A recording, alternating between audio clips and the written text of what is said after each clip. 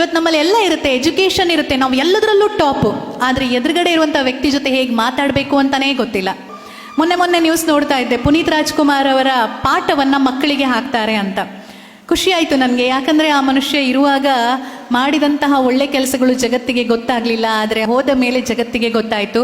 ಕೇವಲ ಚಿತ್ರನಟ ಅನ್ನುವಂಥ ಕಾರಣಕ್ಕಲ್ಲ, ಅವರ ಹೃದಯವಂತಿಕೆ, ಅವರ ಮೌಲ್ಯಗಳು, ಯಾರೇ ಸಾಮಾನ್ಯರು ಮಾತಾಡಿದ್ರೂ ಪ್ರತಿಕ್ರಿಯಿಸುವಂತಹ ರೀತಿ, ಅವರ ಅಹಂಕಾರ ಇಲ್ಲದ ಬಿಹೇವಿಯರ್ ಇದೆ ಅಲ್ವಾ, ಅದು ನಮ್ಮಲ್ಲಿ ಇರಬೇಕಾದದ್ದು. ಅದಿಲ್ಲ ಅಂತಂದರೆ ಜೀವನದಲ್ಲಿ ಯಾರ ಜೊತೆ ಸಹ ವ್ಯವಹಾರ ಮಾಡೋದಕ್ಕೆ ಸಾಧ್ಯ ಇಲ್ಲ. ನೀವು ಸೋಲನ್ನು ಹೇಗೆ ಸ್ವೀಕಾರ ಮಾಡಬೇಕು ಅಂತಂದರೆ, ಥಾಮಸ್ ಆಲ್ವಾ ಎಡಿಸನ್ ಅನ್ನುವಂಥ ಹೆಸರನ್ನ ಕೇಳಿದಿರಾ? ಜಗತ್ತಿಗೆ ಹಲವು ಇನ್ವೆನ್ಷನ್ ಕೊಟ್ಟಂತಹ ಈ ಸೈಂಟಿಸ್ಟ್, ಅವರ ಲ್ಯಾಬ್ ಬೆಂಕಿ ಬಿದ್ದು ಸುಟ್ಟೋಗುತ್ತೆ, ಆಯಿತಾ?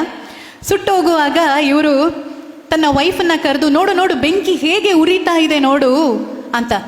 ಪಕ್ಕದಲ್ಲಿರೋರೆಲ್ಲ ಇವನೆಂಥ ಹುಚ್ಚ, ಇಷ್ಟೆಲ್ಲ ಹಾಳಾಗಿ ಹೋಗ್ತಾ ಇದೆ, ಎಲ್ಲವೂ ಹೋಯ್ತು, ಆದರೆ ಇವನು ಆರಾಮಾಗಿದ್ದಾನಲ್ಲ ಅಂತ ಕೇಳಿದಾಗ ಅವ್ರು ಹೇಳ್ತಾರಂತೆ, ಹೋಗೋದಂತೂ ಹೋಗ್ತಾ ಇದೆ, ನನ್ನ ತಪ್ಪುಗಳೆಲ್ಲ ಇದರಲ್ಲಿ ಸುಟ್ಟೋದು.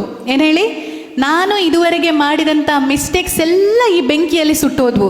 ಇನ್ನು ಮುಂದೆ ಆ ತಪ್ಪುಗಳನ್ನು ಮಾಡೋದಿಲ್ಲ, ಹೊಸದಾಗಿ ಜೀವನವನ್ನು ಕಟ್ಕೋತೀನಿ ಅಂತ. ಈ ಥರ ನಾವು ಪ್ರತಿ ಸಲ ಸೋತಾಗ ನಮಗೆ ನಾವೇ ಚಾಲೆಂಜ್ ಹಾಕ್ಕೋತೀವಲ್ಲ, ಆಗ ನೋಡಿ ಗೆಲುವು ನಮ್ಮದೇ. ನಾನು ಹೇಳಿದೆ ಅಲ್ಲ, ಆಗ ಜಗತ್ತನ್ನು ಗೆಲ್ಲೋದಕ್ಕೆ ನೀವು ರೆಡಿ ಇದ್ದರೆ ಗೆಲ್ತೀರಾ ಅಂತ.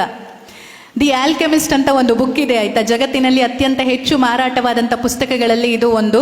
ಅದರಲ್ಲೊಂದು ಲೈನ್ ಬರುತ್ತೆ, ನೀವು ನಿಮ್ಮ ಹೃದಯದಿಂದ, ನಿಮ್ಮ ಮನಸ್ಸಿನಿಂದ, ನಿಮ್ಮ ಕನಸಿನಿಂದ ಯಾವುದಾದ್ರೂ ಒಂದು ವಸ್ತು ಬೇಕು ಅಂತ ಆಸೆ ಪಟ್ಟರೆ ಅದನ್ನು ನಿಮಗೆ ಕೊಡೋದಕ್ಕೆ ಇಡೀ ಜಗತ್ತೇ ಒಂದಾಗತ್ತಂತೆ.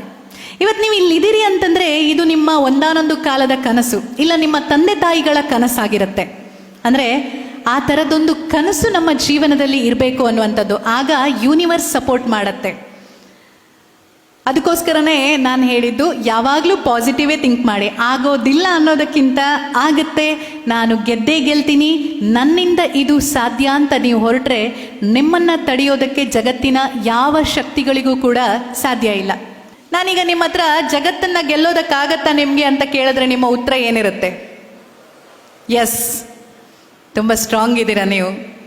ಯಾಕಂದರೆ ಈ ಎಸ್ ಅಂತ ಹೇಳುವಾಗಲೂ ಒಂದು ಆತ್ಮವಿಶ್ವಾಸ ಇರಬೇಕು. ಯಾರಾದರೂ ನಿಮ್ಮನ್ನು ಏನಾದರೂ ಕೇಳಿದರೆ ಹೇಗಿದ್ದೀರಾ ಅಂತ ಕೇಳಿದಾಗ, ಹಾಂ ಚೆನ್ನಾಗಿದ್ದೀನಿ, ಈ ಟೋನ್. ಇನ್ನೊಂದು, ಸೂಪರ್, ಫಸ್ಟ್ ಕ್ಲಾಸ್, ನನಗೇನೋ ಆರಾಮಾಗಿದ್ದೀನಿ. ಅಬ್ಸರ್ವ್ ಮಾಡಿದ್ರಾ?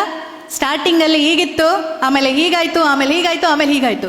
ಎದುರುಗಡೆ ಇರುವವನಿಗೆ ಒಂದ್ಸಲ ಹೆದರಿಕೆ ಆಗಿಬಿಡ್ಬೇಕು, ಜಲಸ್ಸು ಬಂದ್ಬಿಡುತ್ತೆ. ಒಬ್ಬ ಇವನೇನು ಎಕ್ಸಾಮ್ ಹತ್ರ ಬರ್ತಾ ಇದೆ, ನಾನು ಸೂಪರ್ ಆಗಿದ್ದೀನಿ ಅಂತ ಹೇಳ್ತಿದ್ದಾನೆ, ಎಕ್ಸಾಮ್ ಟೆನ್ಷನೇ ಇಲ್ವಲ್ಲ ಇವನಿಗೆ ಅಂತ. ಅಂದರೆ ನಾವು ನಮ್ಮನ್ನು ಮೊದಲು ಸರಿ ಮಾಡ್ಕೋಬೇಕು, ಫಸ್ಟ್ ರಿಪೇರಿ. ಸ್ವಾಮಿ ವಿವೇಕಾನಂದ ಅವರು ಹೇಳಿರುವಂಥ ಮಾತುಗಳಲ್ಲಿ ನನಗೆ ತುಂಬ ಇಷ್ಟ ಆಗೋದದೆ. ನೀವು ಬೆಳಗ್ಗೆಯಿಂದ ಸಂಜೆವರೆಗೆ ನಿಮ್ಮ ಜೊತೆ ಮಾತಾಡಿ ಅಂತ ಹೇಳ್ತಾರೆ ಅವರು.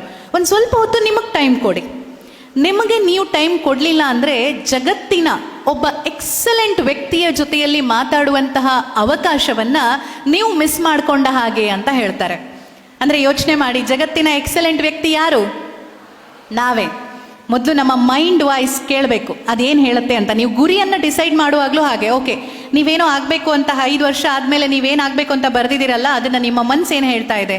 ಎಸ್, ಹೌದು, ನೀನು ಇಲ್ಲೇ ಇರಬೇಕಾಗಿರೋದು, ನಿನ್ನ ಪೊಸಿಷನ್ ಇದೆ ಅಂತ ಹೇಳ್ತಿದೆ ಅಂತಂದರೆ ಅದನ್ನು ಕೇಳುವಂತಹ ತಾಳ್ಮೆ ನಿಮ್ಮಲ್ಲಿರಬೇಕು. ಇದೆಲ್ಲ ಒಂದೇ ಸಲ ಆಗೋದಿಲ್ಲ, ಆಯಿತಾ? ತುಂಬ ಪೇಷನ್ಸ್ ಬೇಕಾಗುತ್ತೆ, ನಿಮ್ಮ ಹಾರ್ಡ್ ವರ್ಕ್ ಬೇಕಾಗುತ್ತೆ. ಪ್ರತಿದಿನ ನೀವು ವರ್ಕ್ ಮಾಡುವಂಥದ್ದು ಓದೋದು ಅಷ್ಟೇ ಅಲ್ಲ, ನಿಮ್ಮ ಸಂಘ ಅಂದರೆ ನಿಮ್ಮ ಸುತ್ತಮುತ್ತ ಇರುವಂಥ ವ್ಯಕ್ತಿಗಳು ಕೂಡ ಹಾಗೇ ಇರಬೇಕು. ಮೊಬೈಲಲ್ಲಿ ನಾವು ನೋಡುವಂಥ ಕಾರ್ಯಕ್ರಮಗಳು, ನಮ್ಮ ಜೊತೆ ಮಾತಾಡುವಂಥ ವ್ಯಕ್ತಿಗಳು, ನಾವು ಓದುವಂತಹ ವಿಚಾರಗಳು, ಇದೆಲ್ಲ ನಮ್ಮ ಜೀವನವನ್ನು ಡಿಸೈಡ್ ಮಾಡ್ತಾವಂತೆ. ಆ ವ್ಯಕ್ತಿಯ ಜೊತೆಯಲ್ಲಿ ಬೆಳಿಗ್ಗೆಯಿಂದ ಸಂಜೆವರೆಗೆ ನೀವು ಕಳೀತಾ ಇದ್ದೀರಿ ಅಂತಂದರೆ ಆ ಎಲ್ಲ ಗುಣಗಳು ನಿಮ್ಮಲ್ಲಿ ಬರುತ್ತೆ. ಧೀರುಭಾಯಿ ಅಂಬಾನಿ ಅವರಿಗೆ ಟೀ ಟೈಮಲ್ಲಿ ಟೀ ಕುಡಿಯುವಂಥ ಒಂದು ಆಪ್ಷನ್ ಇರುತ್ತಲ್ವ, ಆ ಟೈಮಲ್ಲಿ ಅವರಿಗೆ ಅಲ್ಲಿ 50 ಪೈಸೆಗೇನೋ ಟೀ ಸಿಗುತ್ತೆ ಅನ್ನುವಂಥದ್ದು ಇರುತ್ತೆ ಅಂತ ಇಟ್ಕೊಳ್ಳೋಣ. ಅವ್ರೇನು ಮಾಡ್ತಿದ್ರು ಅಂತಂದರೆ, ಅವರ ಫ್ರೆಂಡ್ಸ್ ಜೊತೆ ಆ ಒಂದು 50 ಪೈಸೆ 4 ಆಣೆ ಕೊಟ್ಟು ಟೀ ಕುಡಿಯೋದಕ್ಕಿಂತ ಪಕ್ಕದಲ್ಲೇ ಇದ್ದಂತಹ ಒಂದು ಐಷಾರಾಮಿ ಹೋಟೆಲ್ಗೆ ಹೋಗ್ಬಿಟ್ಟು ಜಾಸ್ತಿ ದುಡ್ಡು ಕೊಟ್ಟು ಟೀ ಕುಡಿತಾ ಇದ್ರಂತೆ. ಆಗ ಅವರ ಫ್ರೆಂಡ್ಸ್ ಎಲ್ಲ ಅವರನ್ನು ಕೇಳ್ತಾ ಇದ್ರಂತೆ, ಅಲ್ಲ ಮಾರಯ್ಯ, ಸುಮ್ಮನೆ ನಿಂಗೆ ಬರೋ ಸಂಬಳ ಇಷ್ಟು, ಅವರು ಒಂದು ಕಾಲದಲ್ಲಿ ಬೇರೆಯವರ ಅಂಡರಲ್ಲಿ ಕೆಲಸ ಮಾಡ್ತಾ ಇದ್ದಂಥ ಸಮಯ. ಇಷ್ಟು ಕಮ್ಮಿ ಸಂಬಳ ಬರುವಾಗ ನೀನು ಟೀಗೆ ಇಷ್ಟೊಂದು ದುಡ್ಡು ಹಾಕ್ತೀಯಲ್ಲ, ಎಂಥ ಮೂರ್ಖ ಇದ್ದೀನಿ ನೀನು, ಅದನ್ನು ಸೇವ್ ಮಾಡಿದ್ರೆ ನಿನಗೆ ಲೈಫಲ್ಲಿ ಯಾವುದಕ್ಕಾದ್ರೂ ಖರ್ಚಿಗಾಗಲ್ವಾ ಅಂತ. ಆಗ ಅವ್ರು ಹೇಳ್ತಾರಂತೆ, ನಾನು ಇಲ್ಲೇ ಟೀ ಕುಡಿದ್ರೆ ಇಲ್ಲಿರುವಂಥ ಇಷ್ಟೇ ಸರ್ಕಲಲ್ಲಿ ನನ್ನ ಒಂದು ಮಾತು ಕತೆ ಅಲ್ಲಿಗೆ ಸೀಮಿತ ಆಗುತ್ತೆ. ಅದೇ ನಾನು ಅಲ್ಲಿ ಹೋದಾಗ ಅಲ್ಲೊಂದಿಷ್ಟು ಜನ ಬರ್ತಾರೆ, ಅವರು ಬಿಸ್ನೆಸ್ ಬಗ್ಗೆ ಮಾತಾಡ್ತಾರೆ, ಐಡಿಯಾಸ್ ಬರುತ್ತೆ, ಅದನ್ನೆಲ್ಲ ನಾನು ತಿಳ್ಕೊಳ್ಳೋದಕ್ಕೆ, ಕಲಿಯೋದಕ್ಕೆ, ಅಳವಡಿಸ್ಕೊಳ್ಳೋದಕ್ಕೆ ಹೆಲ್ಪ್ ಆಗುತ್ತೆ. ನನಗೆ ಅದು ಇನ್ವೆಸ್ಟ್ಮೆಂಟ್ ಅಂತ ಅನಿಸುತ್ತೆ ಅಂತ. ಅಂದರೆ ನಾವು ಯಾರ ಜೊತೆ ಕಳಿಬೇಕು, ನಾವೇನಾಗಬೇಕು ಅನ್ನೋದು ನಮ್ಮ ಕೈಯಲ್ಲಿ ಇರಬೇಕು, ಬಿಟ್ಟರೆ ಅದು ಬೇರೆಯವರ ಕೈಯಲ್ಲಿ ಇರಬಾರ್ದು. ನಾವು ಸೆಲೆಕ್ಟ್ ಮಾಡುವಂತಹ ಫ್ರೆಂಡ್ಸಿಂದ ಹಿಡಿದು ಪ್ರತಿದಿನ ನಾವು, ಈಗ ನೀವು ಇಲ್ಲಿಂದ ಹೊರಗಡೆ ಹೋಗ್ತೀರಾ, ಕಾರ್ಪೊರೇಟ್ ಲೈಫಿಗೆ ಹೋಗ್ತೀರಾ, ಅಥವಾ ಅಲ್ಲಿ ಬೇರೆ ಕಾಲೇಜಿಗೆ ಹೋಗ್ತೀರಾ, ಅಲ್ಲಿಯೂ ಸಹ ನಿಮ್ಮ ಆಯ್ಕೆಗಳು ನಿಮ್ಮ ಜೀವನವನ್ನು ನಿರ್ಧಾರ ಮಾಡ್ತವೆ.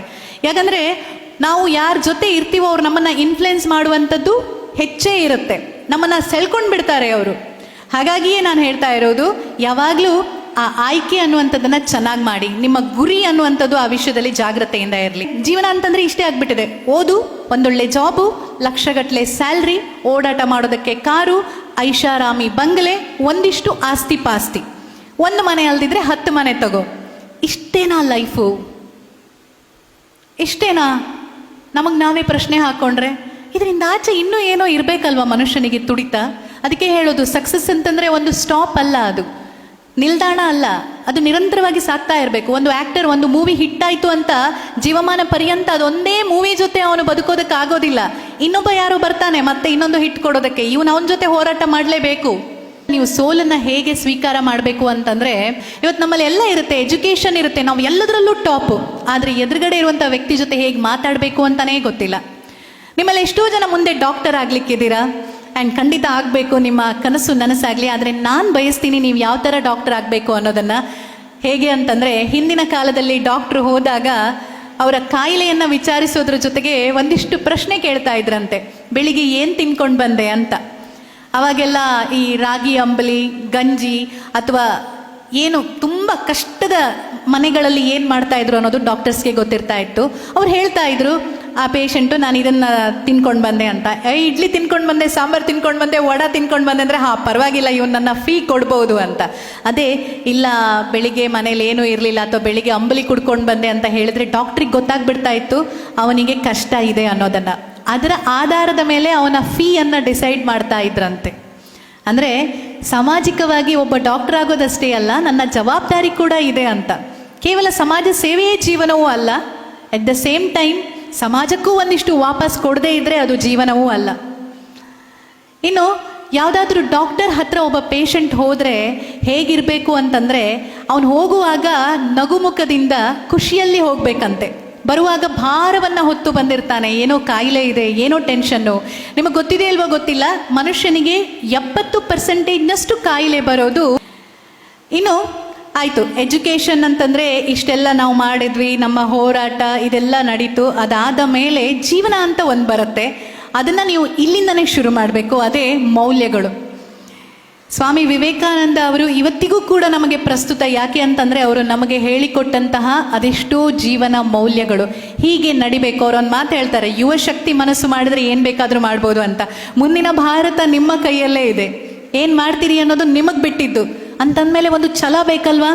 ಅವರೆಲ್ಲ ಸಮಯವನ್ನು ವ್ಯರ್ಥ ಮಾಡಿದವರೇ ಅಲ್ಲ, ಅವರಿಗೆ ಎಲ್ಲದರ ವ್ಯಾಲ್ಯೂ ಗೊತ್ತಿತ್ತು. ಕೇವಲ ನಿಮ್ಗೆ ಗೊತ್ತಿದೆ, ಸ್ವಾಮಿ ವಿವೇಕಾನಂದ ಅವರು ಬದುಕಿದ್ದು ಎಷ್ಟು ವರ್ಷ, ಅಷ್ಟು ಕಡಿಮೆ ವಯಸ್ಸಿಗೆ ಅವರು ಮಾಡಿದಂಥ ಸಾಧನೆ ಎಷ್ಟು ಎತ್ತರದ್ದು ಅಂತ.